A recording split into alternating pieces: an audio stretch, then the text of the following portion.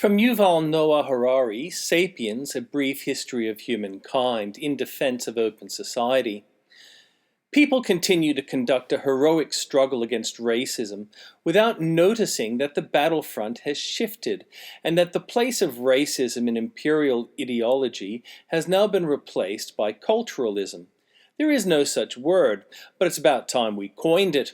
Among today's elites, assertions about the contrasting merits of diverse human groups are almost always couched in terms of historical differences between cultures rather than biological differences between races. We no longer say it's in their blood, we say it's in their culture. Thus, European right-wing parties which oppose Muslim immigration usually take care to avoid racial terminology. Marine Le Pen's speechwriters would have been shown the door on the spot had they suggested that the leader of the Front National go on television to declare that we don't want those inferior Semites to dilute our Aryan blood and spoil our Aryan civilization. Instead, the French Front National, the Dutch Party for Freedom, the Alliance for the Future of Austria, and the like tend to argue that Western culture, as it has evolved in Europe, is characterized by democratic values, tolerance, and gender equality, whereas Muslim culture, which evolved in the Middle East, is characterized by hierarchical politics, fanaticism, and misogyny. Since the two cultures are so different, and since many Muslim immigrants are unwilling and perhaps unable to adopt Western values, they should not be allowed to enter lest they foment internal conflicts and corrode democracy and liberalism. Such culturist arguments are fed by scientific studies in the humanistic and social sciences that highlight the so-called clash of civilizations and the fundamental differences between different cultures. Not all historians and anthropologists accept these theories or support their political usage.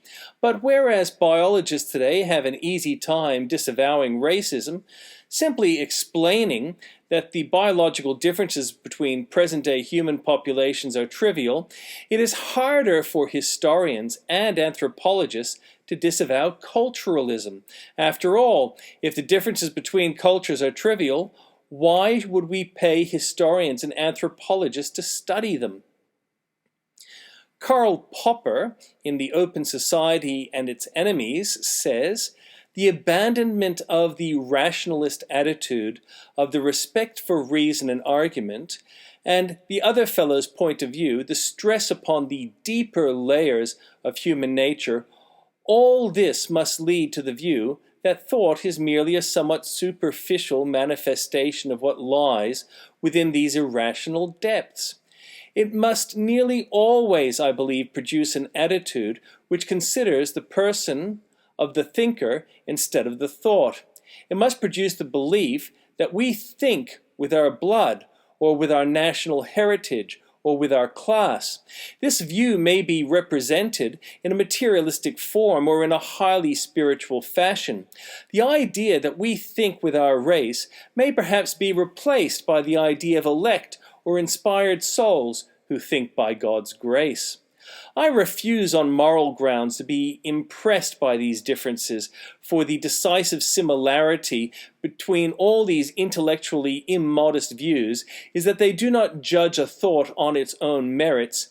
By thus abandoning reason, they split mankind into friends and foes, into the few who share in reason with the gods, and the many who don't, as Plato says, into the few who stand near and the many who stand far, into those who speak the untranslatable language of our own emotions and passions, and those whose tongue is not our tongue.